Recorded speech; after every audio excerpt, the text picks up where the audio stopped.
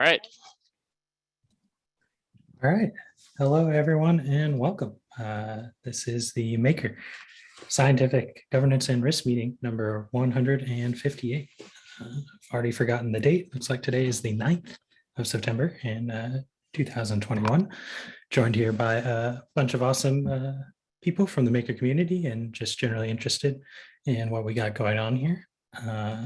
For those regulars on the call, you might notice we're doing something a little different this week in an effort to kind of spur more engagement. We're going to be changing up our format, but I won't take away David's thunder and let him introduce those changes here.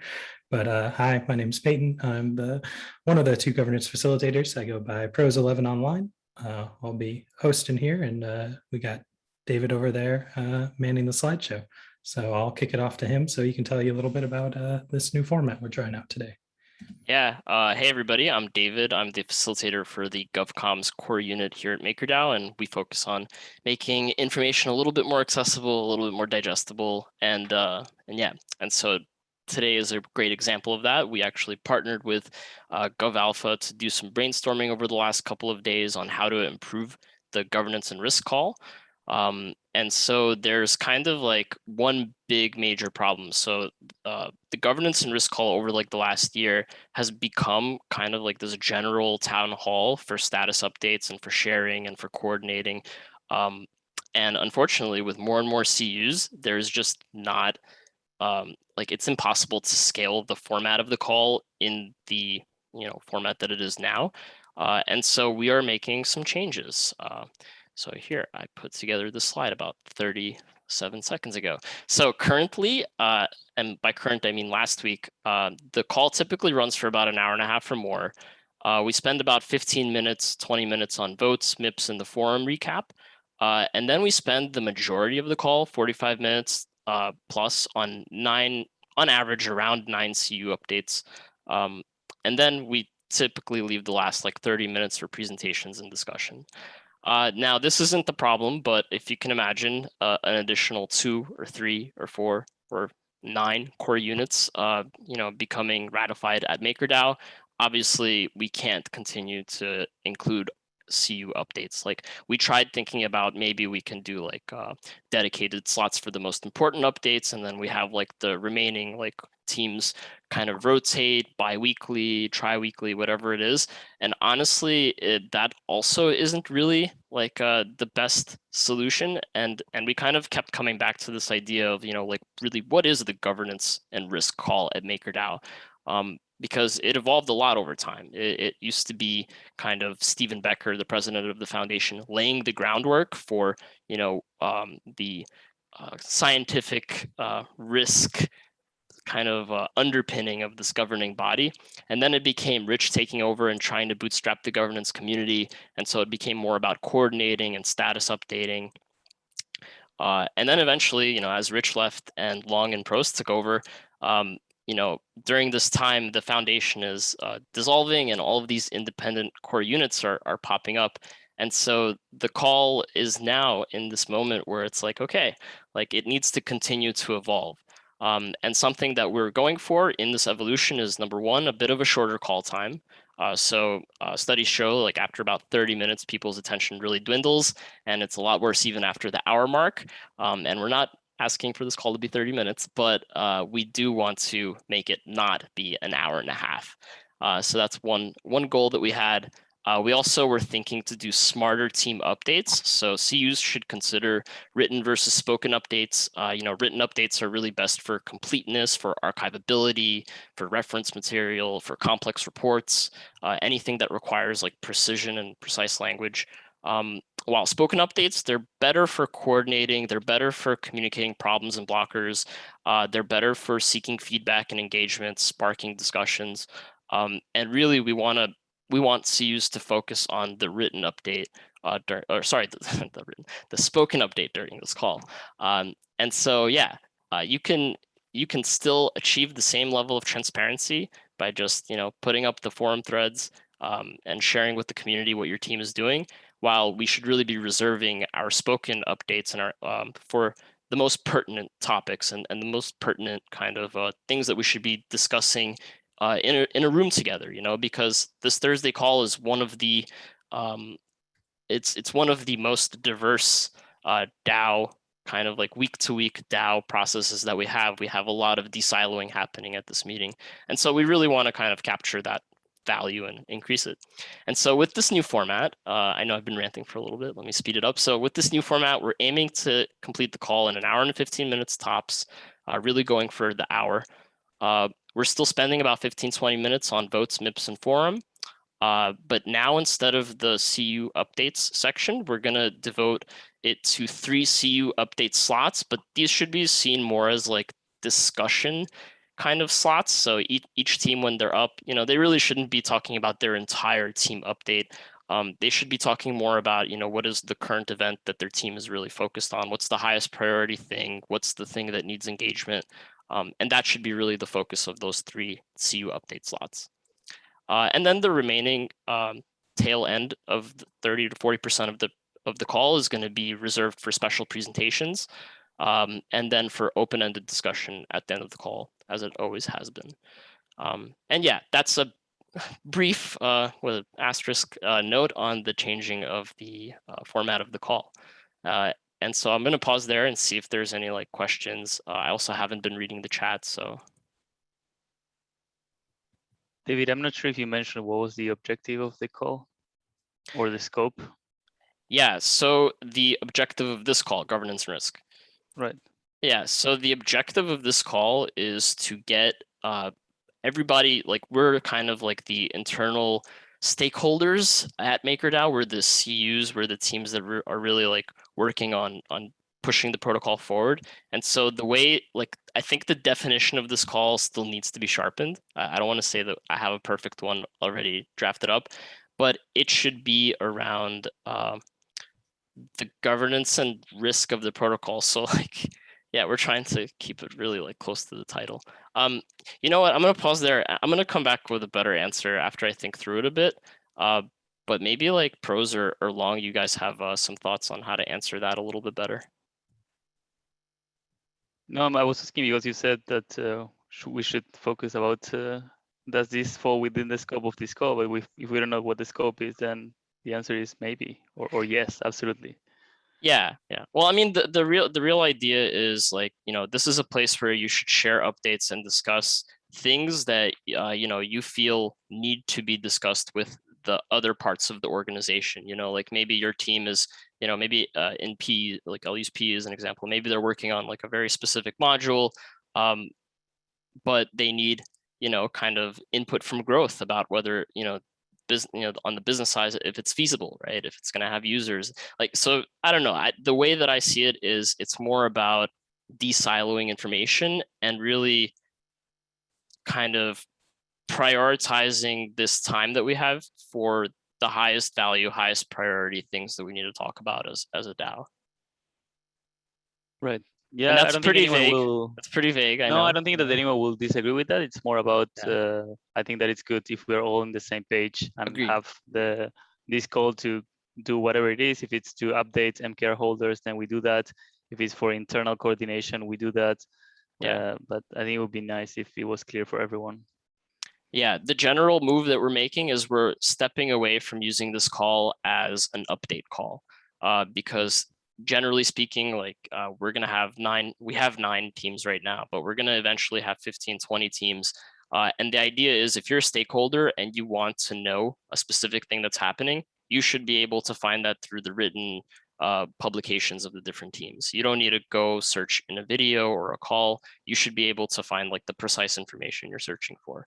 And then you really just join these calls to talk about current events and like, working through the issues that we're all working through. But yeah, I definitely hear the need for like a better definition for the scope of this call, which we'll be working on. Yeah, can I, I'll speak up for PE, but there were a number of updates that we would give where we just kind of like highlight exactly what we were working on and discuss that, or whatever, just like kind of rattle off a list. But that's not going to scale as we get more core units. So it doesn't really matter, like all we need to do is highlight the sort of like high level topics like, hey, we're going to be moving from Covan to Goerli testnet or something like that, right? We don't need to like get into, and this is probably true for all of the core units. You can put whatever in written updates, but for this call, you should really focus on what needs to be discussed and coordinated with other teams and with governance, right? So you guys don't need to know about every little line item that our team worked on. You just need to know about the line items that are going to impact voting, governance, and cross-team coordination. So. Right.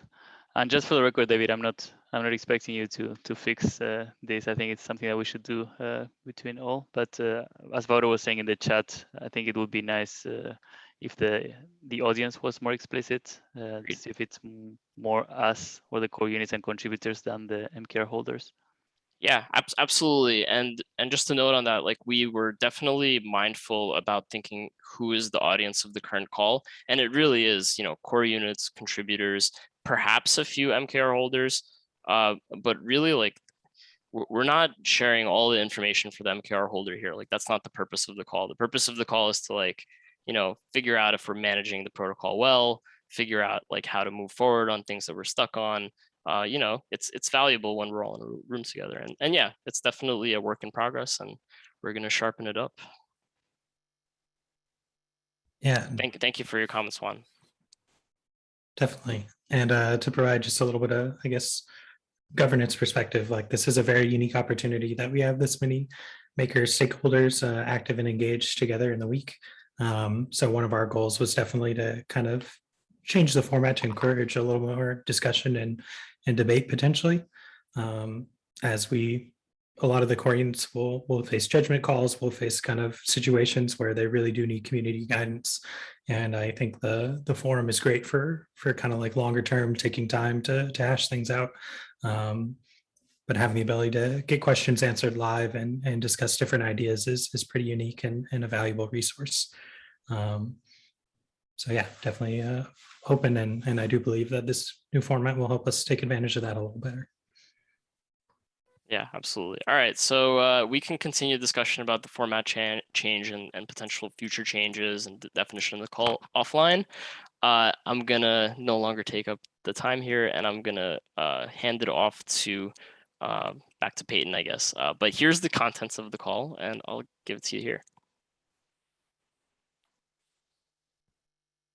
Awesome. So we'll start with our general updates, more so on the governance side, essentially, what you need to know about Maker governance. So that'll cover voting, our current MIPs, as well as a forum recap. Then we'll head into a few of our team-led discussions. We've got 3 picked out for us today. And then with any remaining time in the meeting, or if we need to expand on anything further, any side questions get brought up, we'll save that to the end. But yeah, that should take us straight into the votes update, I believe. Awesome. Still on the same page. Wonderful. Next slide, if you don't mind. Thank you.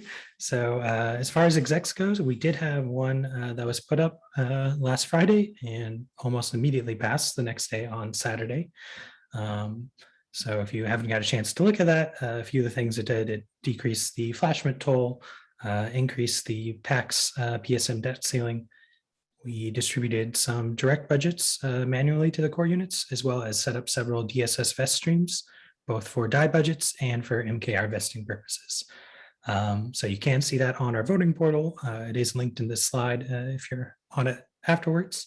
But that is the update for last week's exec. And then the other important update that we are not planning to have an exec tomorrow. So unless something radically changes in this call, voters and delegates will be able to wait until the following week. Awesome.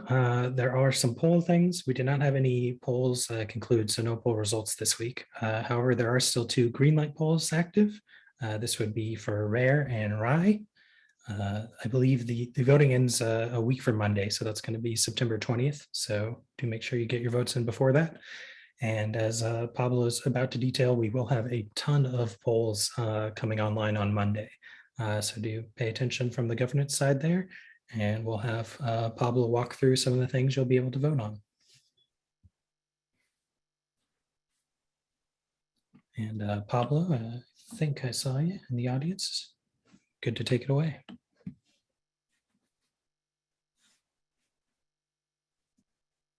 Hello, hello. You're coming in a little distorted for me. Oh, sorry. Is it better now? Better, but your mic is a little low volume. Okay, it's maxed out. Can you hear Still, me now? I could still hear you. I don't know. Anybody else want to comment? You guys good? Is it better now? There's, I don't know if you could try, but I believe in the actual Zoom settings, you might actually be able to configure your output.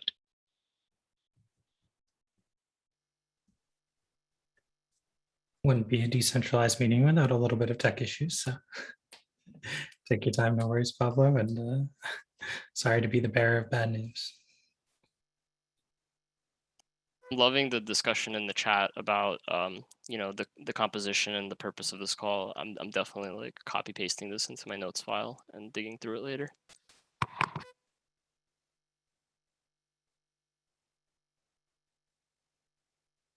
Is it better now? Oh, that's like a little too loud. I'd turn it down like 10-15%. Sorry. Now? I'd say about 3% higher. I'm sorry. Sorry, I have no idea why this is happening. I hope this is okay. Yeah, I think that's about right. Right on. Okay, cool. I need to test my input before starting these things. Sorry. So, hello everyone. My name is Pablo and welcome to a new midweekish MIPs update. Next slide, please. Thank you. So yeah, it's a formal submission week. The formal submission window opened on Monday the 6th and closed yesterday. We're going to be doing a quick review of what's been formally submitted for this governance cycle. For this cycle, we've had the following formal submissions: only one MIP, MIP 58, Real World Assets Foundation, 4 core units, Strategic Happiness, Stargate Engineering, Docs, and Collateral Engineering Services, and 3 budgets for already existing core units, that is, the GovAlpha's budget for the 4th quarter of 2021 to the 1st quarter of 2022, an update to SES's rolling budget, and the MKR compensation plan for risk. Next slide, please. The ratification polls for these proposals will go live on Monday 13th, God willing. And now we're going to do a quick review of the proposals in RFC that need your feedback. So far, we've got 3 MIPs, MIP 56, MIP 57, which have been in RFC for a while now, and the recently added MIP 59, Dss Charter. We have 4 core units, Maker Portfolio, Maker Labs, and 2 that were added recently. Data insights from the people at TokenFlow, which is to provide data for analytical purposes.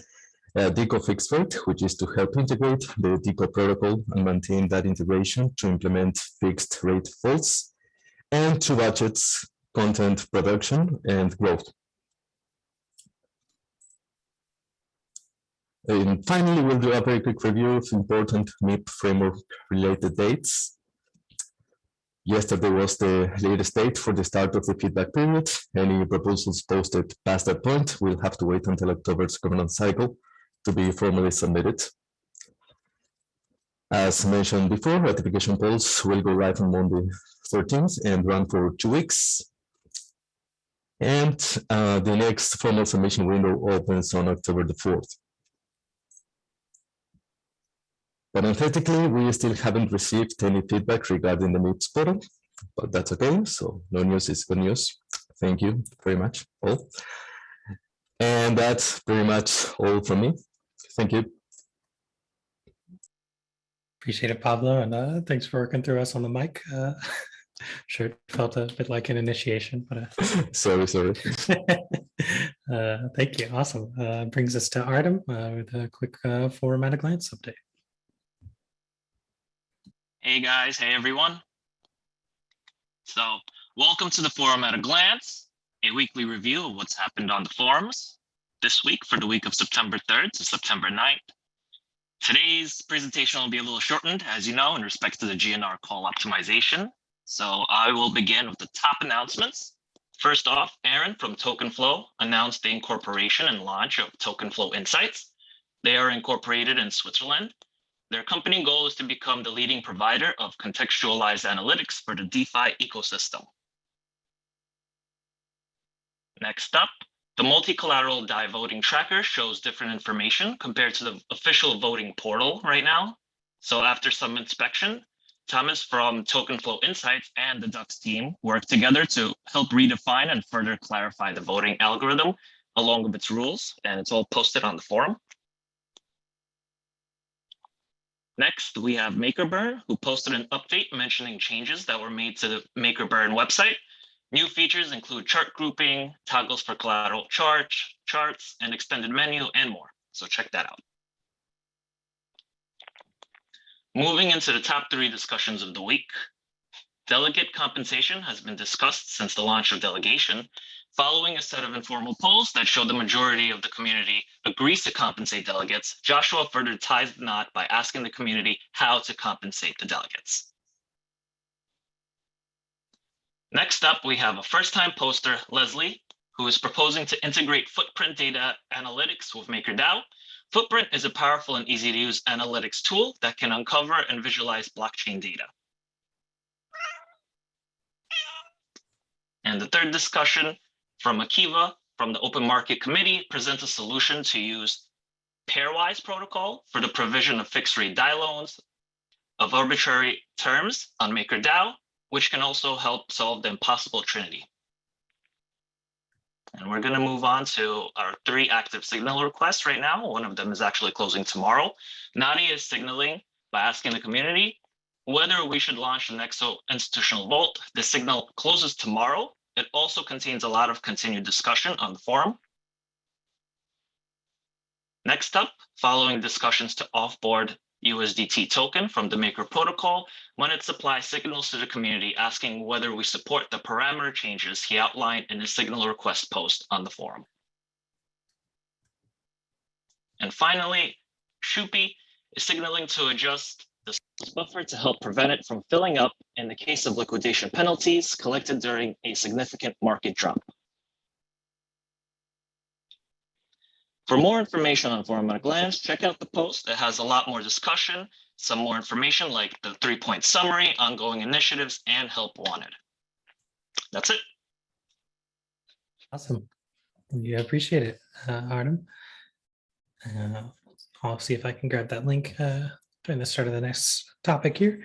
So we've moved on past our governance updates and now are doing our more general discussion topics led by some of our core units here. We had initially talked about starting off with growth. Nadia, if you're up for giving us a brief update.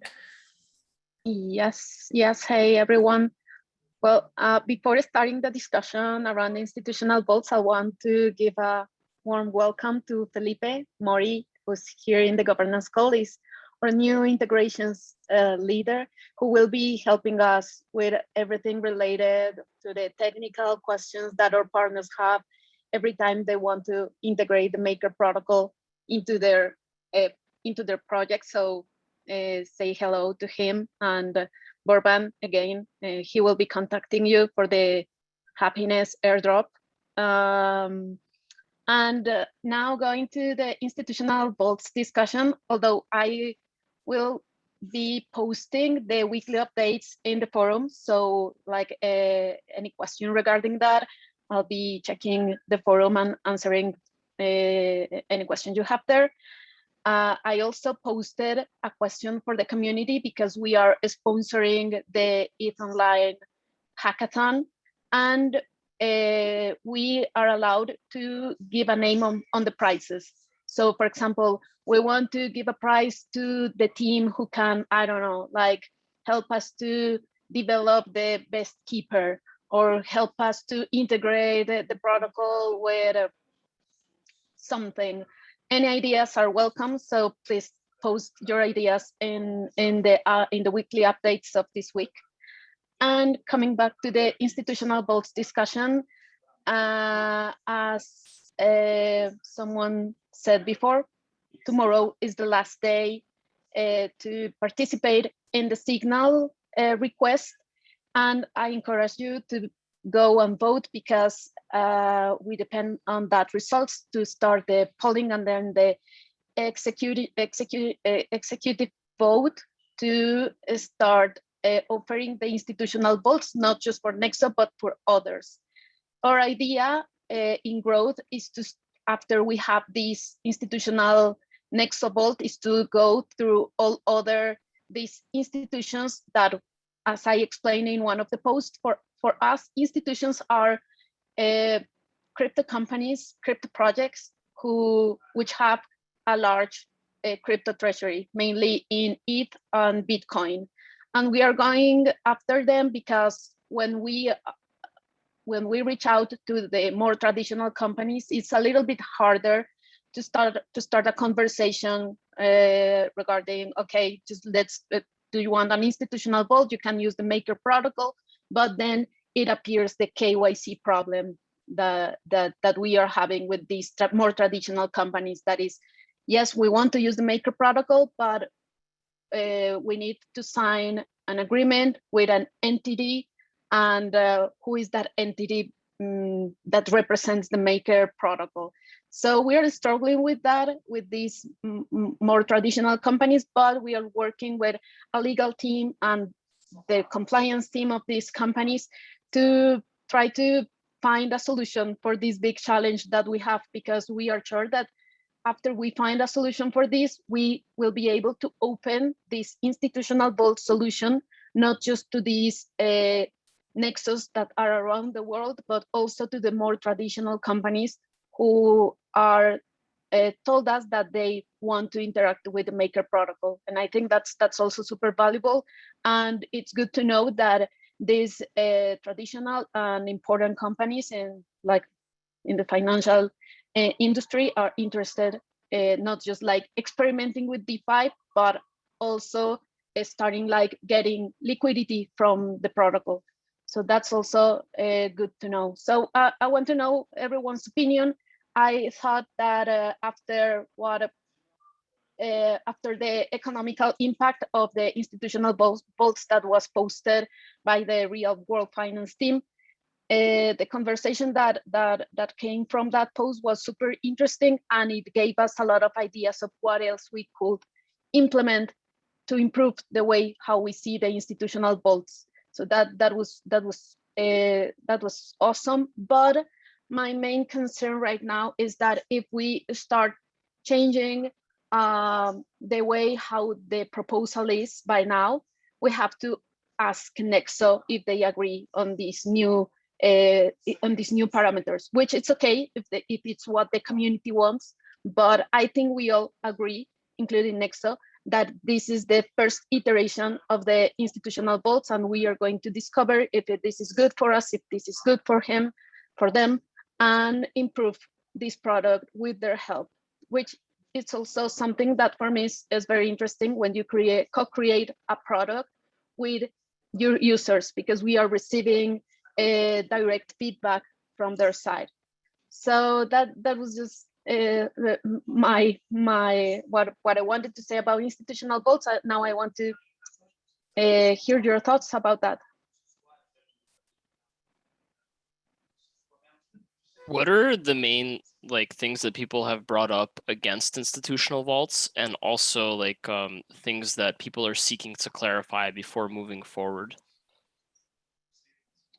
Well, I guess it's regarding the risk parameters that we set on this Nexo vault in specific. That of course the risk parameters that how they are now, we can improve it. And MakerMan had like the greatest ideas around that. The ones that I included in the signal request that is posted in the forum. And it's more about how to renew the next cycle of this institutional vault. So after 6 months, we have to renegotiate the terms of the loan. So Makerman brought like a new idea on what will be fair when for both sides when renegotiating the next cycle. Because as it is now, if the market changes drastically, maybe we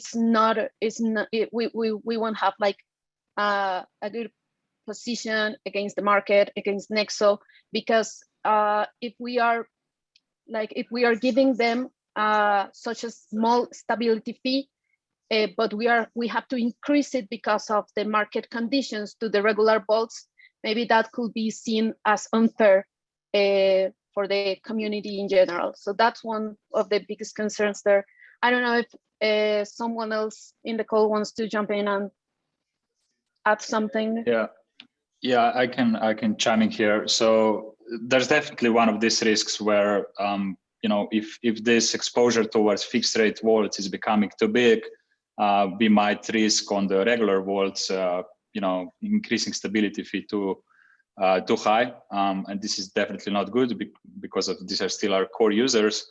But what we thought, and we also addressed it in the risk evaluation, which we're working on, is that the total exposure towards this kind of fixed rate vaults, either institutional or whatever, needs to be somehow related to stablecoin backing in the portfolio. Because you can imagine now we have 3.5 billion of stablecoins, but if there's for some reason DAI demand shock and this keeps decreasing, you wouldn't want to risk it with having too high amount of portfolio being having fixed rate terms, because at some point you might be forced to increase rates, and this would be bad. So we're thinking to set some kind of threshold when we say, fixed rate vaults could have at most X% of the stablecoin backing. And currently it's not an issue, because even if Nexo migrates and mints additionally, there's about 700 million exposure for fixed terms, and there's still 20% of the stablecoin backing, so that's fine. But as soon as this ratio starts increasing heavily, we should be cautious about this. There's one other risk that I can highlight here since we're on this discussion.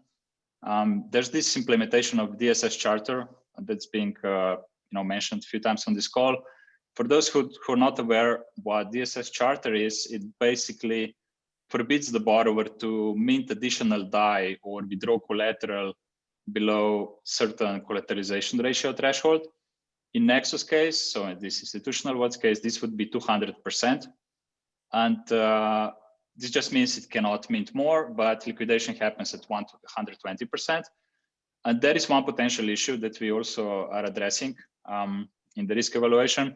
So in case collateralization ratio really drops below 200, the borrower cannot make a certain unwinding procedure that some borrowers are quite commonly use. And this procedure that's being used is to withdraw collateral, convert it to DAI, and then make repayment. And this wouldn't be possible unless borrower uses a flash loan, and not everybody has this capacity. The other option, of course, is to use top-ups of collateral or make repayments of from external capital, just debt repayments. But again, this is something borrower needs to be aware, because if he's relying on this, standard technique of unwinding, this won't be possible because of the Dss Charter. So we're making sure to communicate this with all the borrowers so that we don't cause any unexpected issues. Yeah, I also want to add, like, one of the reasons we want these institutional vaults in the Maker protocol is because this is a way to increase the size of the vaults. So if you see the current situation of the protocol, like the vault size is smaller than 200 million. That the biggest vault we have right now is Nexus, and it's 400 million, sort of less. And with these institutional vaults, they will commit to mint 200 extra millions, which means that one user will have 600 million DAI minted. And that's what with the debt, with the dust how it is, and with the gas fees how they are, and like how we are seeing things by now, until we have a layer 2 solution for the Maker protocol, we think it will be good to attract these users that will be able to open these positions. And also someone like Nexo, they know what they are doing. So we know that they will do their best through certain tools to protect their position from liquidation. So that's also important for us. A question come in from Water there in the chat asking what interface Nexo would be using to manage their vault, and if we knew that. Might be. Yeah, my understanding there is that this will be done through Fireblocks. They have recently set up a new 24/7 system to manage their vaults, which gives them really good coverage.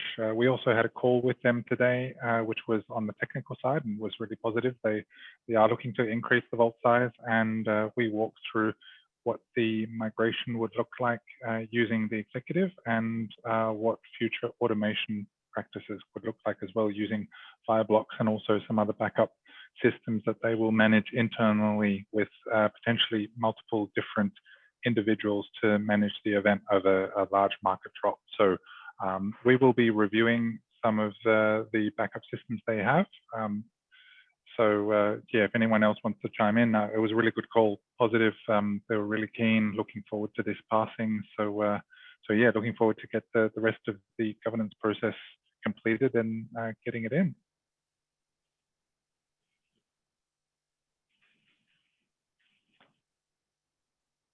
Yeah.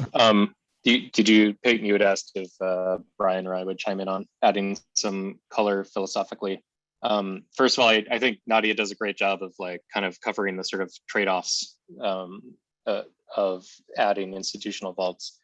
You know, so the philosophical risk is obviously like we're here to like permissionless systems that allow anyone to participate.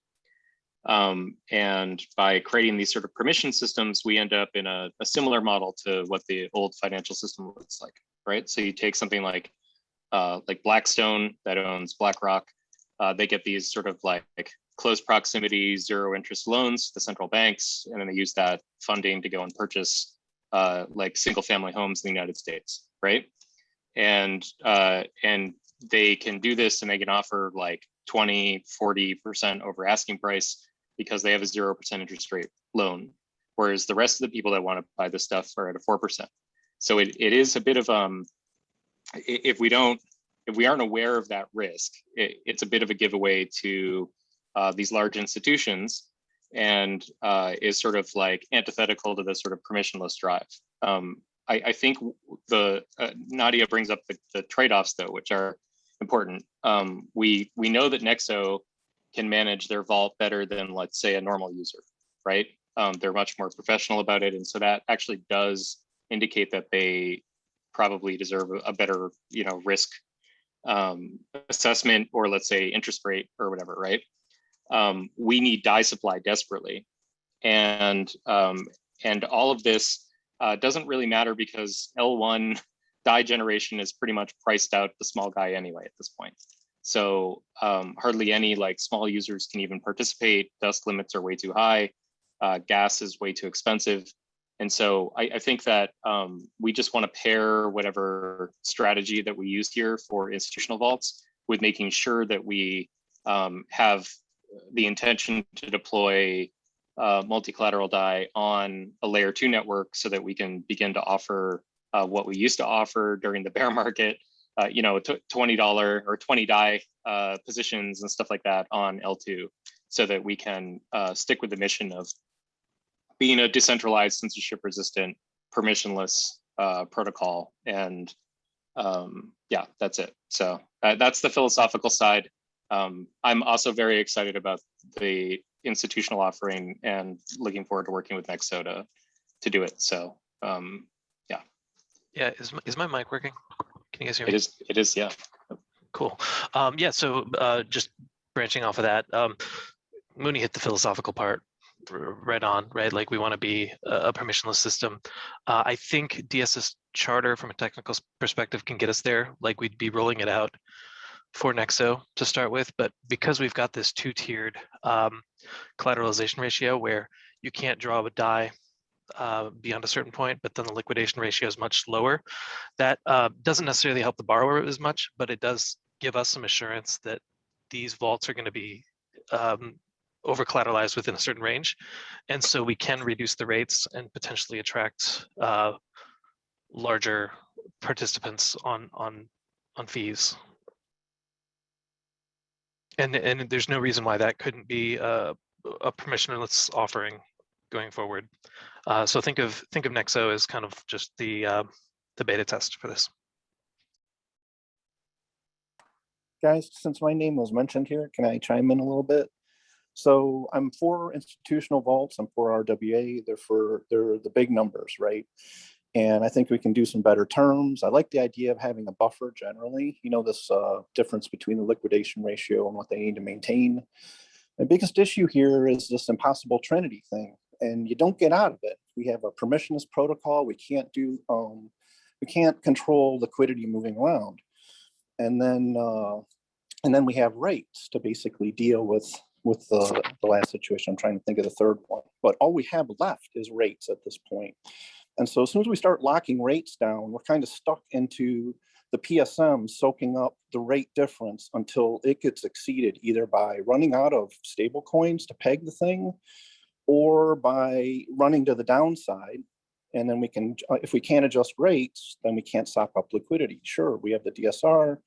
I'm concerned here that we think carefully about how we deal with fixed rates in the long term, because it's our last lever to deal with the impossible trinity.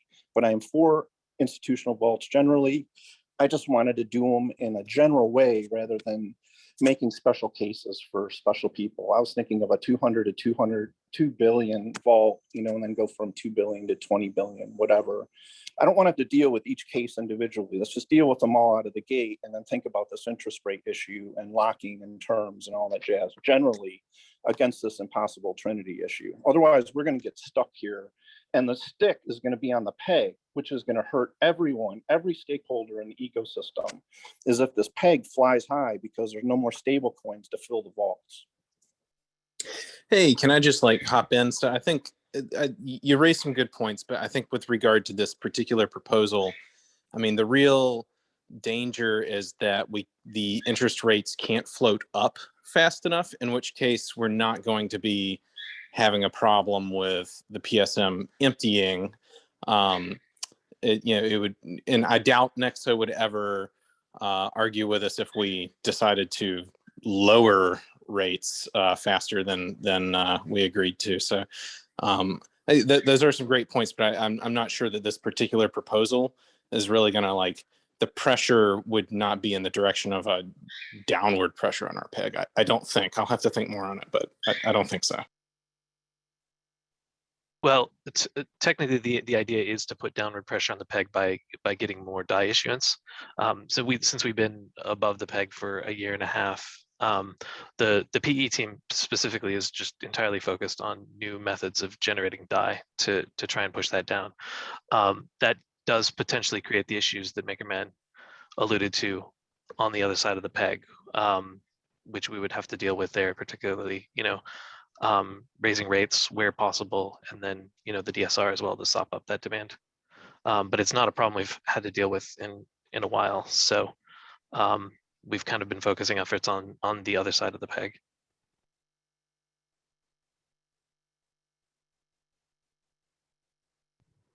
Yeah, it kind of feels like if we're having the other problem, then it's going to be much rejoicing, right? Yeah, I was gonna say also, like, as a governing body, I feel like the Maker protocol moved away from a rate change policy that is guided by, like, I guess, like the peg, because now we have the PSM. The rates are way more guided more by, like, the competitive landscape that exists. And so, like, even though, like, we have more fixed rate die supply, like, we're really not using that lever at all. We're really just trying to get more die supply. And then if we have too much die supply, we have the DSR. So those are, like, two approaches. So I don't really see like the fixed rate thing like being much of an issue, but of course I'm just an amateur. I mean, I think this is the risk Primož laid out earlier in this call, where he said that, you know, if we got too much debt from these institutional fixed rate vaults, you know, we wouldn't be able to, well, we'd be in a position where we'd have to raise the rates too aggressively, you know, on non-fixed rate vaults. And if I recall correctly, the solution he proposed was to just relate the amount, you know, establish a relationship between the amount of debt we issue to the at a fixed rate to the stable coin reserves we have. So we have some, you know, accounting for that risk, basically. Okay, so I get it. So the more fixed rate large vaults there are, it actually, the retail vaults, the permissionless vaults end up subsidizing the rate. So their rate is more volatile with the more fixed rate vaults we allow. And so that's why there needs to be that relationship. Okay, cool, got it. Yeah. Just imagine that, you know, the peg deviates low and like 90% of our DAI is generated from fixed rate vaults. So now our only options are either raising rates on the 10% of vaults that aren't fixed rate, which is probably going to put, you know, at some point they'll just close, or the other option is to keep raising the DSR. And if you keep doing that, at some point you start running, you know, a financial deficit and you burn through your surplus buffer, right? So it's, you know, it's you could definitely imagine scenarios where you got into that situation. And I think the idea is just to sort of intelligently limit the debt ceilings up front. And the good news is we have a ton of stablecoins in the PSM. So I think we've got a lot of room to run on it. I mean, I think we should also that. just take a moment to step back. And when we're talking about fixed rates for us, this seems like very novel and long maturity, but it's really very short dated and it's actually floating. It's just doesn't float very fast. I'm gonna add one additional point to Eric. I mean, a billion times what Kurt just said, as for the risks on the other side of this. But I just want everyone to realize that we're going to run into the same situation with real world assets. So real world assets have, like, you know, they're constrained by, in many cases, like usury laws and other stuff. And so our peg balancing mechanism, especially below the peg, isn't going to work because we can't raise rates on them too high. And so the only solution there, let's say if you're giving a 3% rate, is going to be to gradually ratchet up the DSR, and you're going to pinch out the profits basically as you're trying to incentivize demand. So we don't have that problem today. Just trying to get everyone to think like a few moves ahead if we succeed on adding enough supply. So.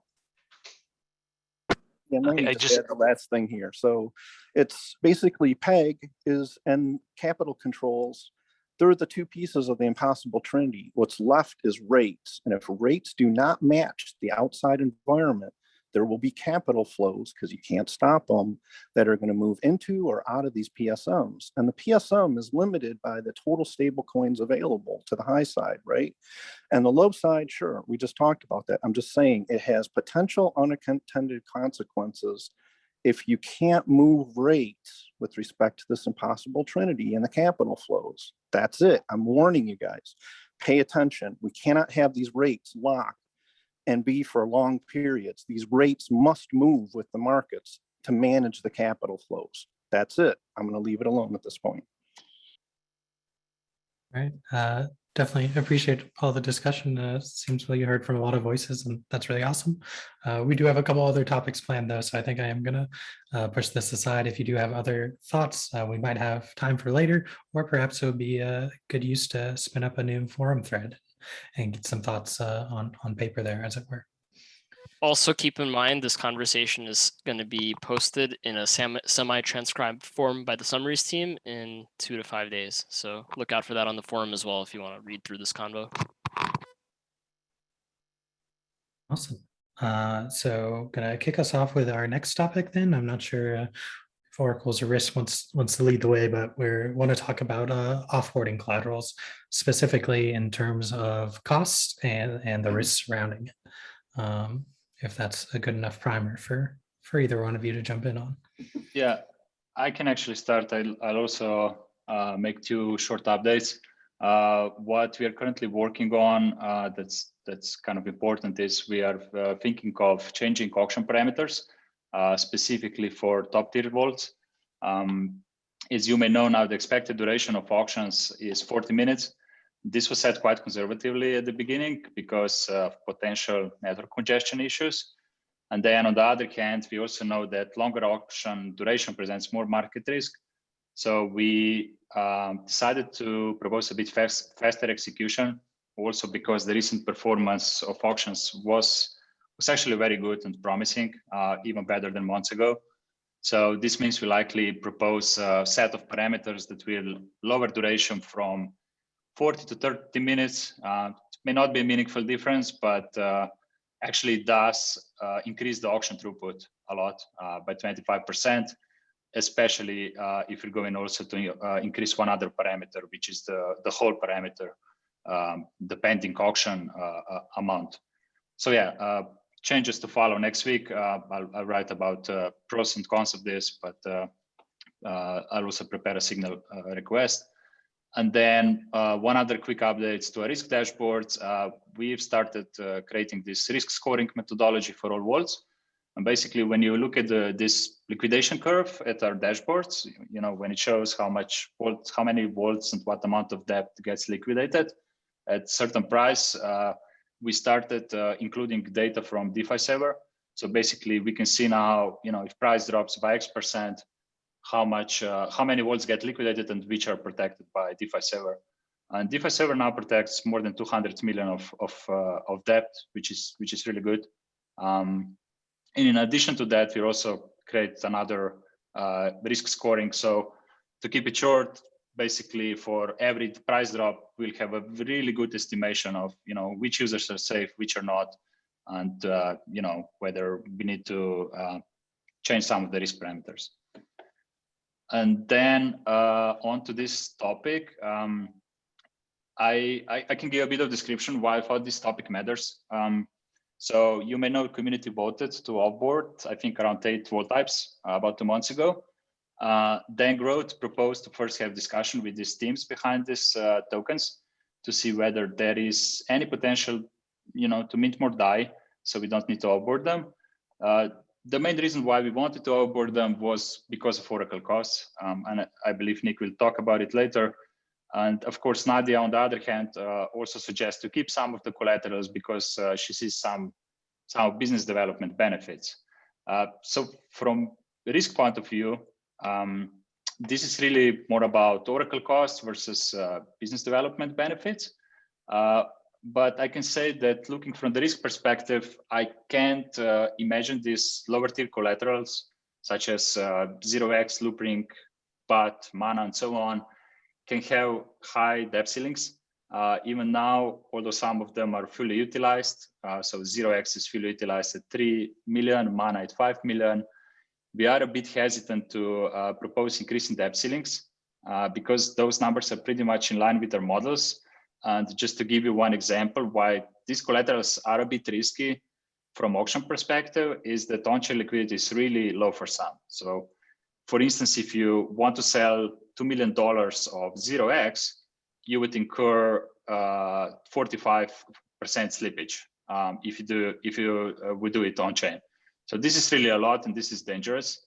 And we have pretty much similar figures for Loopring, maybe a bit more promising figures than for BAT and Mana. But all in all, I don't see how we can offer more than 10 million debt ceiling for some of them in best case. And this is, this is not good from Oracle perspective because earning from 10 million might not offset Oracle costs directly. One other thing I want to bring out, maybe this is more relevant and it's not really risk related, but yesterday I took some time and actually checked how these collaterals are utilized on other platforms, because this basically gives you, a demand estimate, how much demand there is for, these lower tier collaterals or lower market cap. And I found out that these collaterals are not really much used on Compound or Aave. If you would look at largest BAT, Mana, 0x depositors on Aave, like there's 10 to 15 million deposits in dollars. So it can be borrowed more than few millions. So we're really talking about a few millions, like in overall, leverage demand for these assets in DeFi. And even if I was able to identify some larger borrower or depositor borrowing, something, it was more likely to be involved in some kind of recursive leverage, supplying 0x and then borrowing 0x and then claiming some reward. So this is not organic demand at all, and it's hard to expect suddenly to pick up. And then the last point I want to make, why Maker is probably not very well positioned when it comes to this kind of assets. And this is something I also confirmed when looking at the data. So just imagine if you hold BAT or 0x, it's likely you also hold Ether or some other altcoins. And if you wanted to leverage on it, you actually prefer cross collateralization, right? You don't want to be managing every single vault for every collateral, because we know how costly this can be. And this is something where, unfortunately, Aave and Compound are much better positioned. And it's hard to compete from Maker standpoint. But even if we had that, as I said, the organic demand is so low that I'm truly a bit pessimistic at this point on keeping these collaterals. So sorry, maybe I was a bit too long. But yeah, I would like oracles to provide an input, because at the end it's all about oracle costs, I think.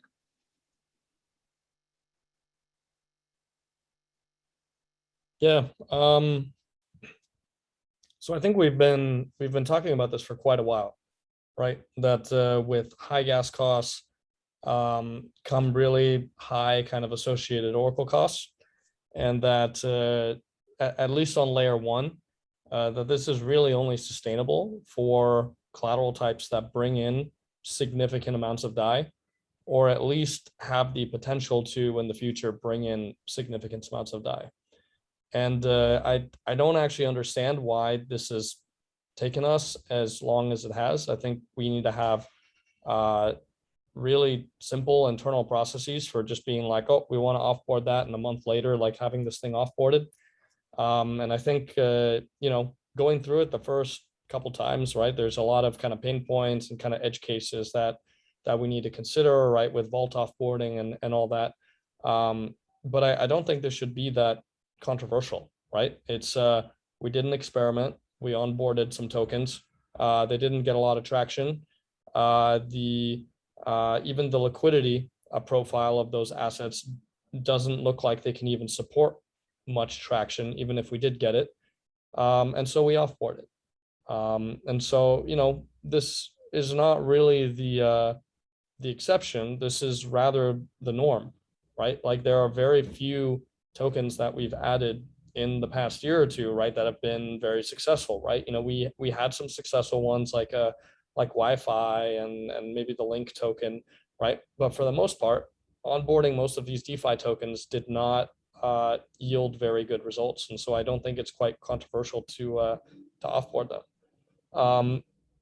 Now, I don't think we should. On the topic of like BD, I think I want to let Nadia kind of get the last word in here. But if the point of not offboarding these assets is to carry some kind of favor with these teams, I don't know if that's really a tangible benefit, because we're basically just paying out of pocket to maybe get something from them in the future. I think the discussion about monetizing treasuries is kind of like a separate discussion entirely. I don't think the DAO is necessarily decided whether that's something that we're diving headfirst into, or if that's something that we're going to be more cautious about.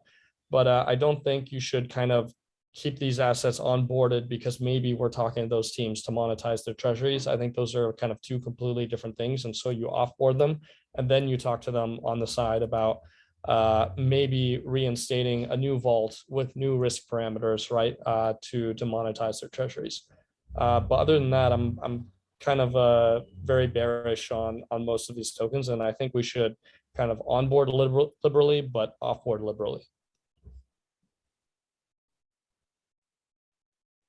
I think it's that what you said about monetizing treasuries is something we should start thinking about.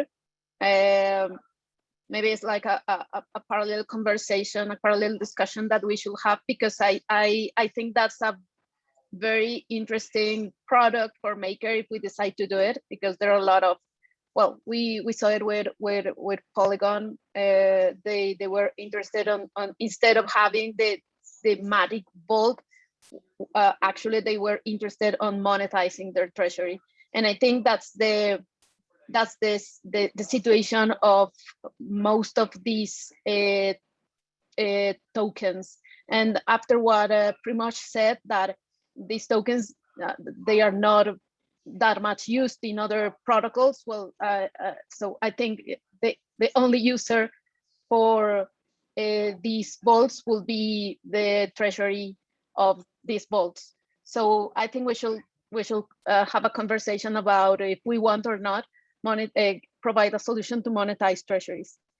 But also regarding offboarding tokens, it's not because they are going to give us something in return in the future, something that we don't know, or because they will use it to monetize their treasuries.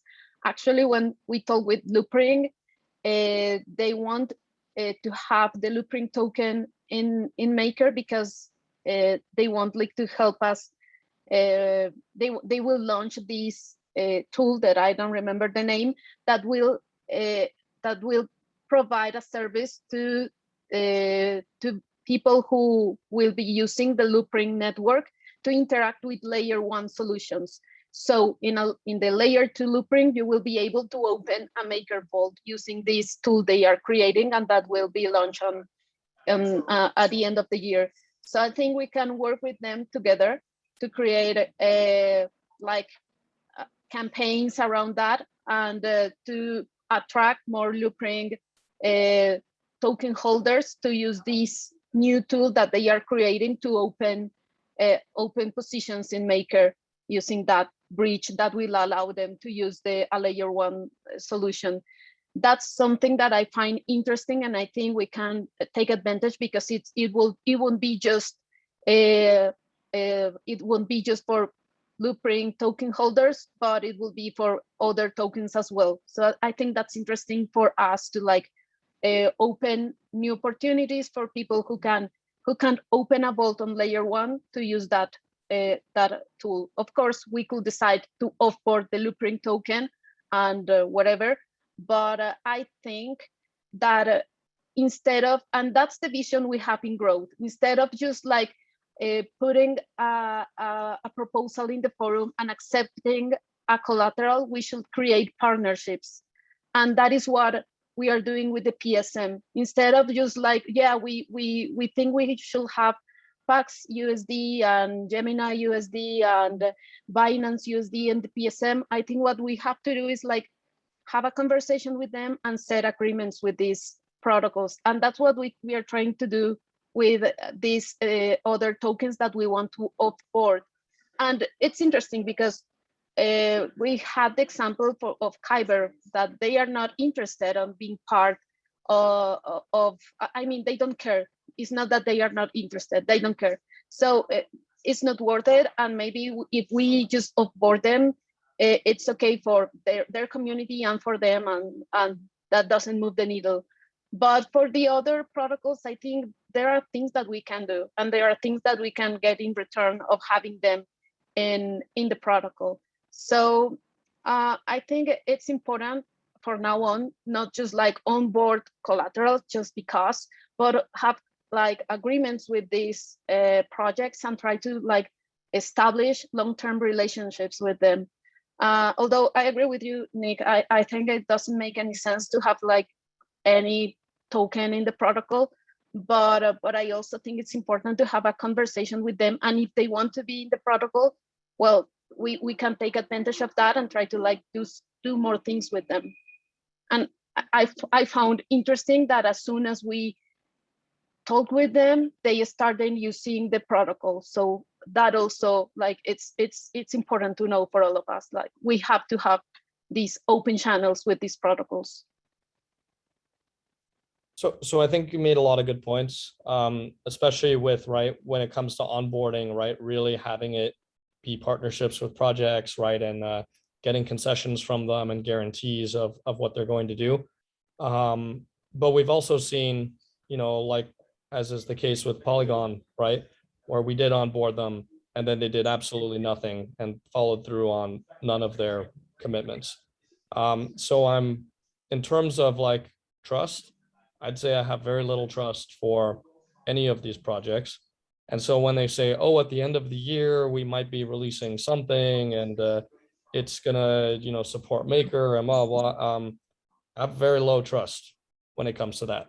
What I do have very high trust in is watching us just screw away 250K on Oracle fees on some project that may or may not pan out at some point in the future. And so what I would suggest is that we kind of segregate those two and we just kind of say the same as kind of what I suggested earlier with respect to monetizing treasuries versus offboarding collateral, is that we just say they're two independent things. And so we will offboard Loopring because it doesn't bring us anything right now and it's not seeing any usage. And then when your product is ready and you want to launch, like we can onboard you again with a new deal, with new parameters, with new guarantees from you. And that way we actually have leverage as well, right? Like if you're already onboarded in the protocol, like we have very little leverage versus if you're offboarded and we're willing to onboard you again, now we actually have leverage again. But would be, I get the feeling you may disagree. So I want to let you have the last word on here. Oh, I mean, I disagree because my work is to like talk with these partners and having conversations. And of course, I'm all about the partners and the relationships and helping Maker to go out and like growth. So yes, like for me, it's good that they are in the protocol and interact with the Maker protocol. And also because it's hard for us, not just for me, but for my team, when they have to have these conversations, if we don't have like a clear framework of, okay, if you don't do this, then you will go through this offboarding process and like clear rules. That's all that we need. Like for now, we just told them, okay, if you open a vault and take the remaining debt, then the community will understand that you want to be onboarded in the protocol. So if they do that and then we offboard them, that's like a weird message we are sending. So I think we have to work on like establishing a clear framework or of what we want. And actually when we were discussing this, it's not just about offboarding collaterals, but also about onboarding collaterals. I think we need like a clear framework to do both and to communicate that, because if not, it generates like a lot of confusion and frustration from our partners. Like we don't communicate this to the community, but when we told to some of these partners that they were going to be offboarded, they didn't take it like a good news. So for them, it's like, why me? But what did I do? Why you didn't tell me that I had to have like certain amount of debt in Maker to be there? So it's just like we need to improve on these processes. And the way I see it is anytime, like we have a very good business logical reason why these vaults should be offboarded, right? Like as much as like you would love to continue a partnership and not hurt people's feelings, like, it's not like getting offboarded means you can't be onboarded again in the future. So I don't know. I think sticking to like really the logic and the fact that we're spending 250K a year on Oracle fees on, per vault or whatever it is. Yeah, it's relationship management, right? But these collaterals need to fundamentally fulfill, the things that they have to fulfill to be useful to Maker and to be a working and profitable product at Maker. So, yeah.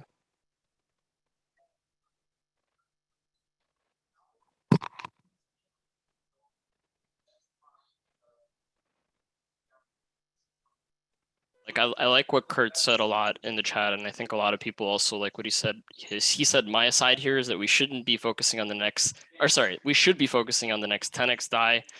Are we really going to get 10x from this, or even 1x or 2x?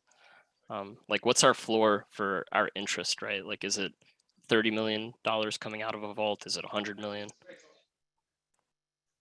Yes, I agree with that. And that's why the institutional vaults came to life, because we need to be focused on these large vaults. But again, if we just focus on these, like these tokens that can bring large vaults to the Maker protocol, we are talking about Bitcoin and Ether, I guess. Or monetizing treasuries. That's the other option. That will be like a different institutional vault, because it will be like a vault just for these project treasuries.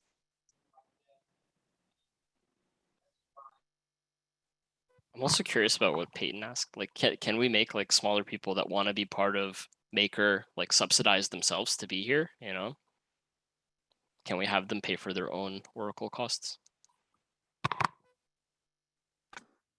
Look, I've been talking about this for a while, and I posted the laser focus to get to 1 trillion, right? This isn't just about like communities, right, that are important. It's about the protocol growing and growing in a way that's substantial and can be done in a way that people can handle. We literally cannot do 100 million deals, even if we could find them.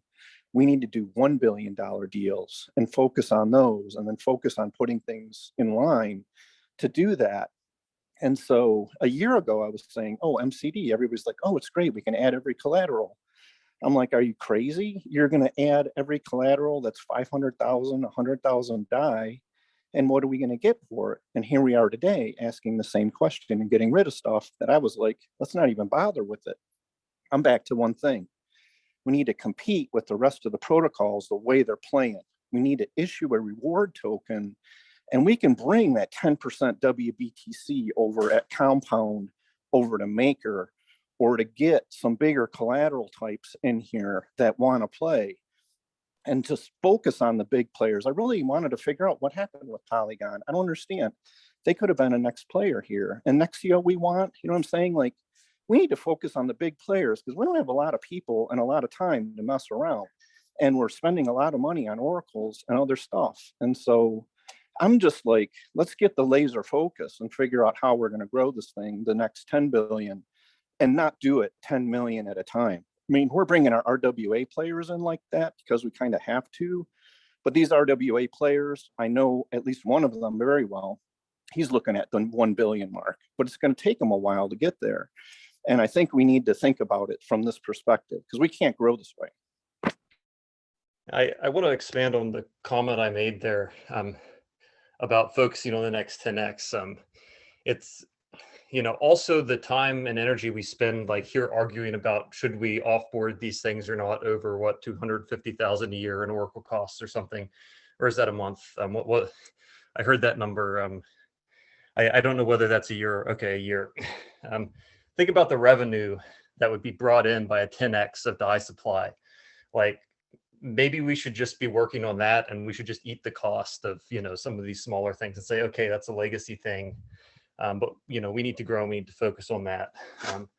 You know, like I think we just are spending too much time on minutia without really properly sizing the, you know, how important is the thing we're arguing about.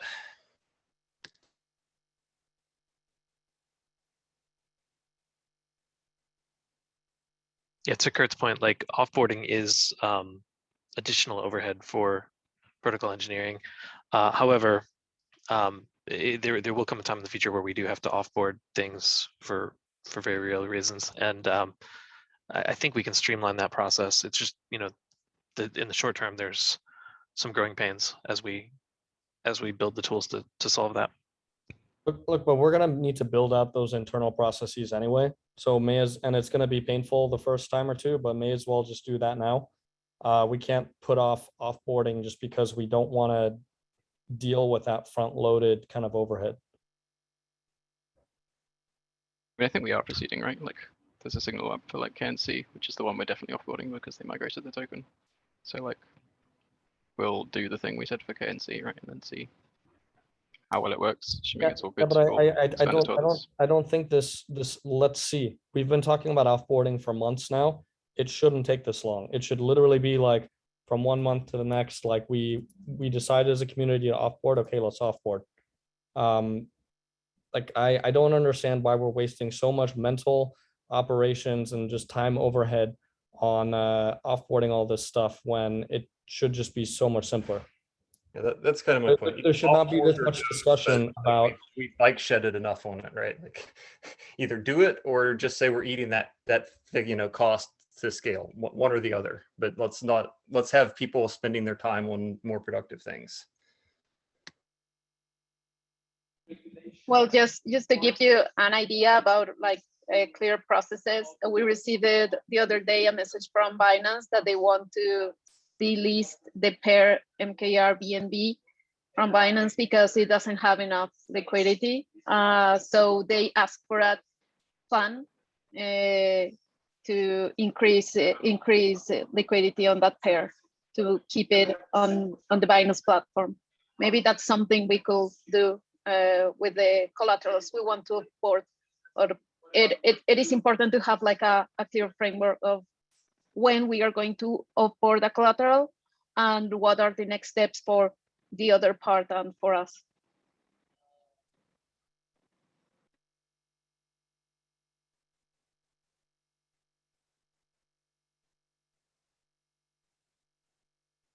Doesn't this just come back to a framework for onboarding that is related to offboarding? I mean, if you can't meet a minimum requirement, you're slated to be offboarded at some point. And if you meet the minimum requirement to come on, then we'll consider you, right? I mean, it's the same thing.